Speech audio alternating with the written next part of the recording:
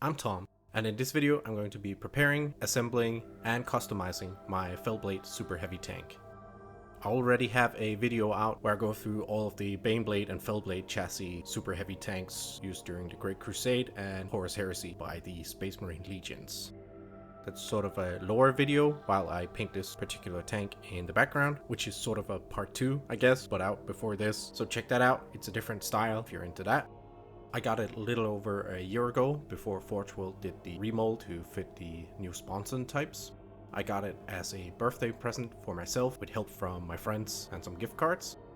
I hope for it to be the centerpiece of my Imperial Fists Legion force. I've had several over the years, but they keep blending in too much, so this one's bigger. So first of all, I unpacked everything along with some goodies for my friend who also ordered stuff during this, and everything looks to be here. The mold looked pretty good. There are very few obvious errors, nothing that I couldn't fix. When I say obvious, there's, of course, it's resin. There's stuff to deal with later on, right? So first of all, soapy warm bath. Get rid of the mold release so paint will stick to it. Right here I'm taking some old doors, Forge World and GW plastic doors off of some rhinos from my old 40k force. I figured since they're out of print, if any vehicle should have them, it should probably be the Fellblade and not the rhinos that just sits and collects dust. So yeah, took those out, I'm going to strip them. Also took off a couple of other rare metal bits from very old Imperial Fist upgrade sets back from 4th, 5th edition, something like that. Goes into the jar of alcohol and some Simply Green for the resin. Don't mind the assembled Fellblade in the background. So the kit itself consists of both resin components as an upgrade set to a plastic Baneblade chassis. Here you can see me having assembled some of the plastic components of the Baneblade chassis. You can see that I've reinforced the bottom part of it with some sprues to keep that straight and strong. So since it's resin, it's very prone to warping and bending. So what usually has to happen is that you have to straighten it by using hot water, bending it into the correct shape, and then sort of quenching it in cold water to keep that shape. And that's the next part. But before then, I thought it would be funny to weigh the resin offcuts and resin gates that the kit came with and then compare it to the final assembled tank, because there was a lot of wasted resin. I decided to save them up, and it turned out that the resin gates and offcuts were 351 grams, 12.4 ounces, and the final tank with customizations, magnets, everything is 965 grams, 34 ounces. So the resin gates and offcuts are over a quarter of the total weight of the kit when it is delivered to you. I just found that quite interesting. It is finally time for getting the parts fitted. There are some warps on a number of things. Most of them actually kind of tiny, but there's some gaps.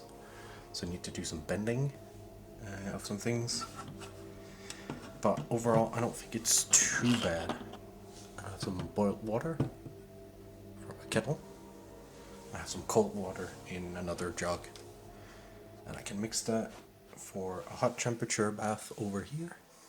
And then a cold one to quench it here. Got some towels to dry off the parts. I also need to correct a couple of mistakes. I think this is on me, and I don't think it's on Forge World, but I accidentally made some of these flat while clipping off the resin gates instead of this shape. They're 2mm thick, and I have some 2mm plastic card here, or some milliput. So we'll see which of those are up to the task of fixing probably my mistakes. I will do that after the bending and warping, because that will put strain on any glue. I'll do the first batch of bending. From what I see on the internet, you need to do it several times just because everything is interconnected, and thus once you bend one thing, you have to bend the others probably. Let's attempt it. It's the first time I've done it on this scale, so it will be a learning experience for me.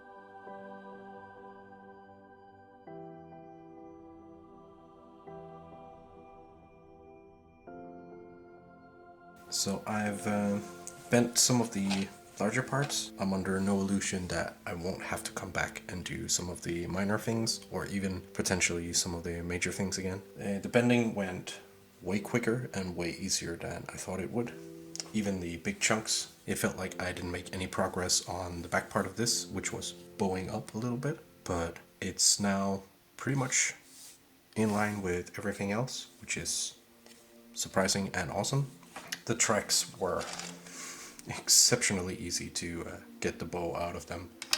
I've always been hesitant of using boiling water. I thought it would be way too hot. So my bends in the past have always been probably less optimal than they have to be, you know, like bent swords and whatnot. That works. Just have a pair of tweezers or something to grab it out of so you don't burn yourself. Next part is me going to start assembling some of the things that I can assemble that will help me. I want to do a shout out to Leaky Cheese. He made an excellent guide, certainly way better than this. There's some obvious errors in there, and once you've seen it assembled, it's like, why did you do it in that order? Anyway, I've watched his guide a couple of times while prepping this stuff. I'm gonna fix the housing here, because this stuff will give extra stability, so I'm gonna do that. And I'm gonna glue one of the sides on, at least, for now. And give that a little bit of time to set while I possibly prep some other stuff. Oh yeah, the engine stuff. I'm trying to get through some of that, and then we'll see how the assembly goes, because once I've been dry fitting stuff, it just tends to explode once I almost get there. I'm gonna try and lock down some of the parts now. So, point of no return-ish. While the glue from those bits I just mentioned were drying, I decided to move on to some of the other stuff that I could do. While the barrels do come with a bit of an insert, I felt on this scale they needed a bit more depth. I've already taken care of one of them there, so just showing the other one. The material is nice and pliable, so with a hand drill, and then not even a drill, just a drill bit, I can slowly work my way up and carve it out and then finish it off with a knife and just make it smooth. So into second or third part of bending stuff, I think. So here is an interesting thing. Right here I'm putting on some spacers, which solves an issue, but also leads to another issue later on. I'm still not sure how to deal with it. I don't know if it's just a bad cast that I got, or if this is a issue and I somehow screwed it up. Anyway, the side of the tank would not align with the top of the tank. There was some amount of space there, which is why I put in the spacers. There is a gap on the tank's left-hand side that is way bigger than on the tank's right-hand side because of this spacer. But without that spacer, the side would not align to it and would cant towards the main hull. Now that everything is bent, it is finally time to deal with my screw up from earlier and fixing the tracks that I unfortunately cut off incorrectly from the resin gates. I'm also taking the opportunity while I got the milliput out to fill some of the gaps and smooth out some of the wonkiness here and there. What I'm doing here is just applying it, allowing it to dry a little bit, and then once it gets a little bit harder, I am cutting it to shape as best I can. I think it turned out pretty well.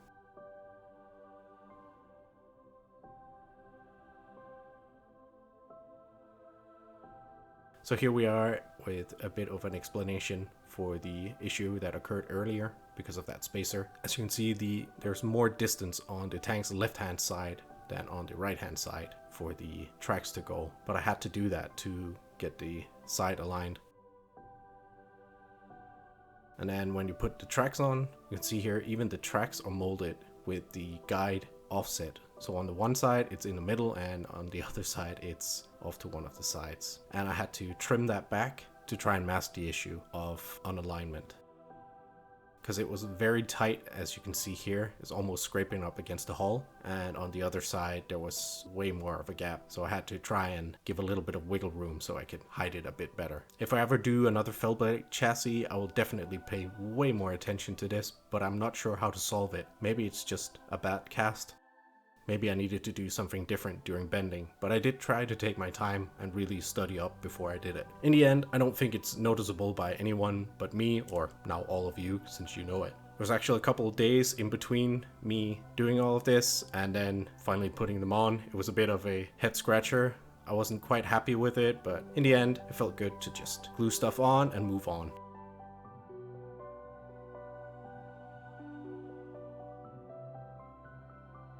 Feels like it's almost there, but it's not there yet. Still a lot of details to go on, both from the kit and customizations that I want to make.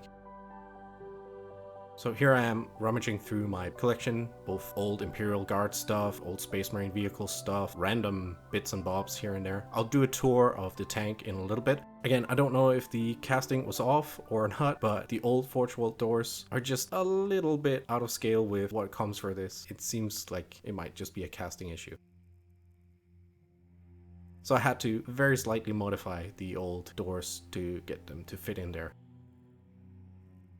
And then on to loads of bits going on there. Mostly I wanted it to look like the tank was in use.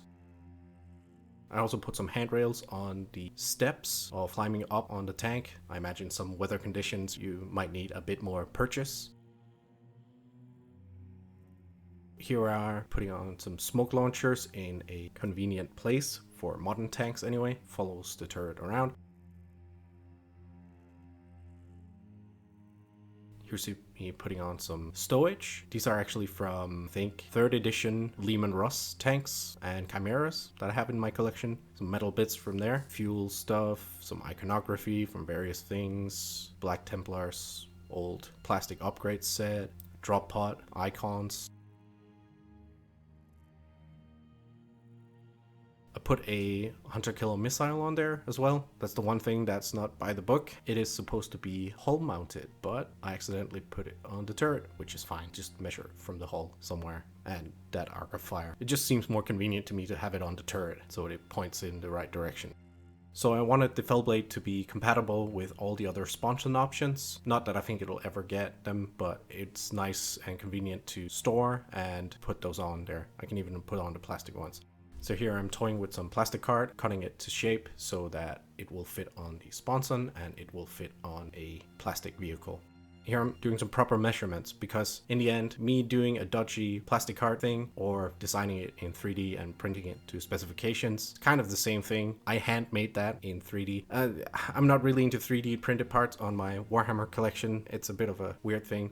I only like to use stuff for utility. You will never see this. It just makes it compatible with it. Here we see the plastic heart bit and the connectors for the 3D printed bit. And here's the ring that I designed to go on the back of the turret. And those two parts, that's all you need to make it compatible with the sponsons.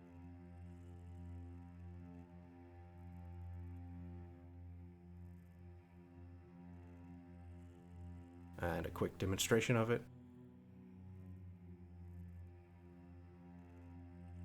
And here you can see the cross compatibility. It fits on the Kratos there, and you see a plastic turret fit on the Fellblade. That also means I can use the ones from my Spartan if I wanted to have the plastic ones on there instead of the resin ones. Coming up here is another utility thing that I printed. I felt like this guy, for the pose that I wanted, was sitting too low in the tank, so I printed just a simple little riser so that he would get further up and that he could lean on the rim of the tank. Again, not visible in the final product.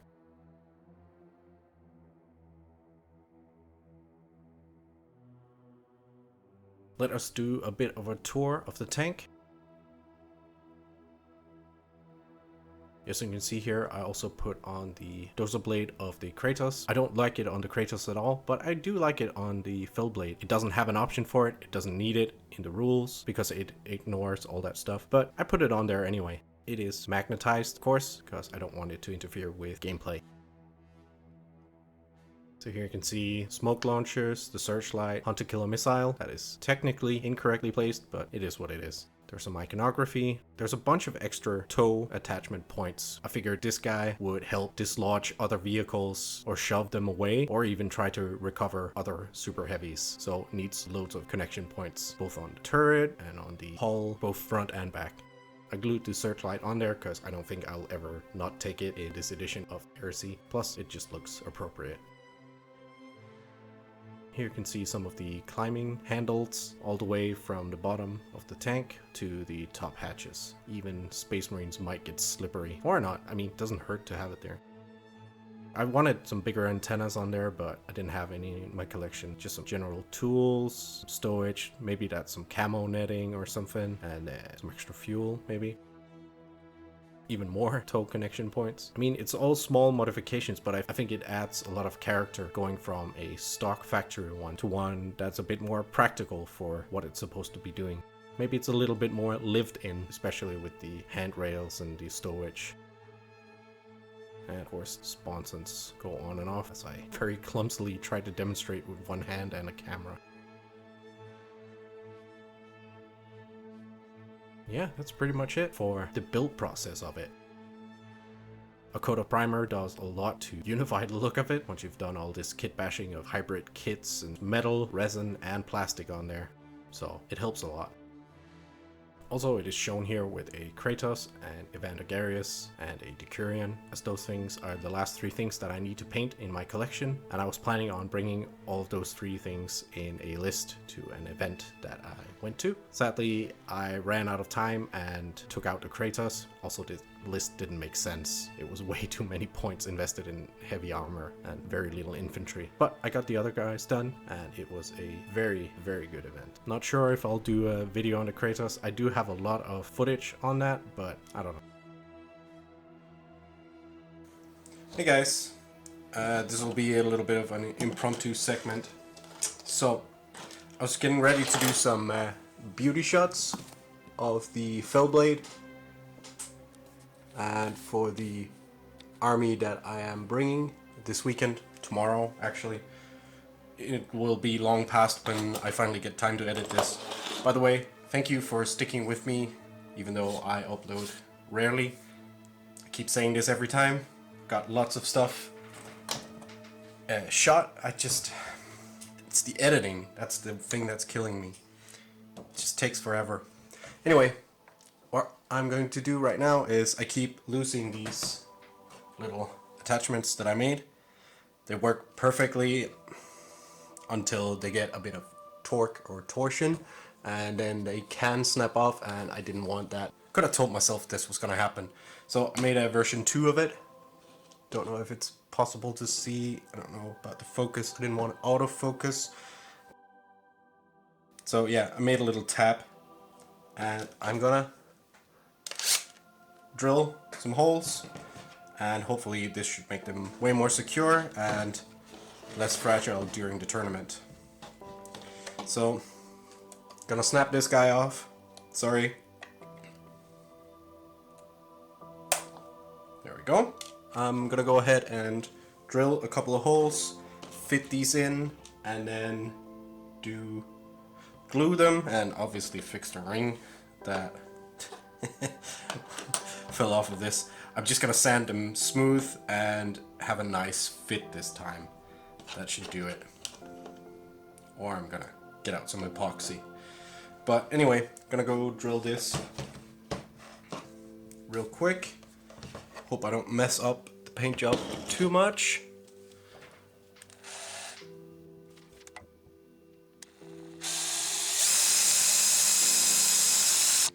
That should be plenty for a pilot hole.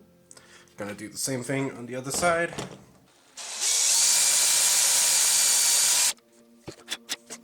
Pilot hole done. Let's change out the drill bit. Should have prepared one. Let's just check. Yep, should be good.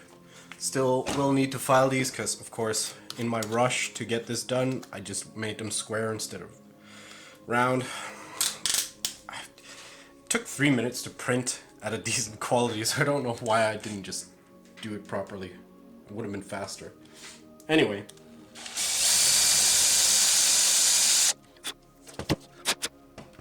Let's have a look-see. I did a bit of pre-filing before turning off on the camera, and I'm actually almost there.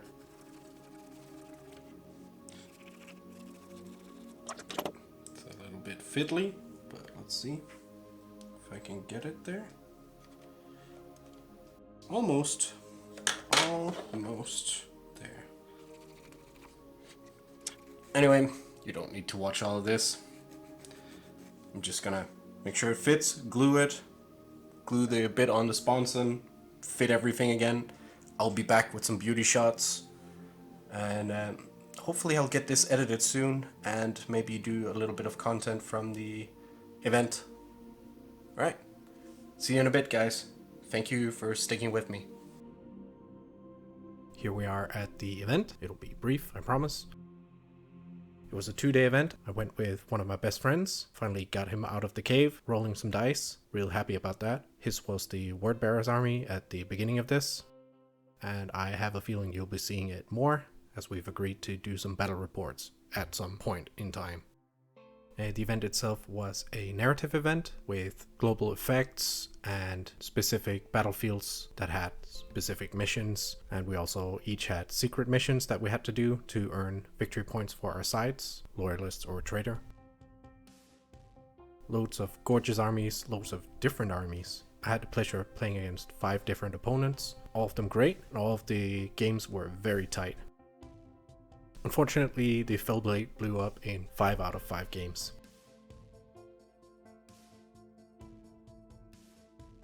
Here was a wacky mission where I had to deploy in an ambush formation, and if I hold that fort in the center of it, I gain 5 extra victory points for the loyalist side.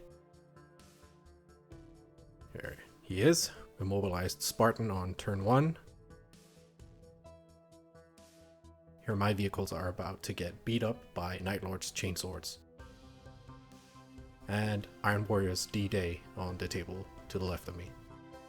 It turned out to be a narrow victory to the loyalists. I believe it came down to my table. I lost the special mission that I had to do because the mechanical player had units that survived and infiltrated the fort in the center of the table, but I won the overall mission. So I think that and the table next to me decided the entire 2-day event. Not that it was down to me, it was just the last one playing because it was a long game. In fact, I didn't do all that well. I think I won 2 of them and I lost 3, but obviously I gained some points in other ways, which was fun with a narrative event like this where you can contribute to your team while losing.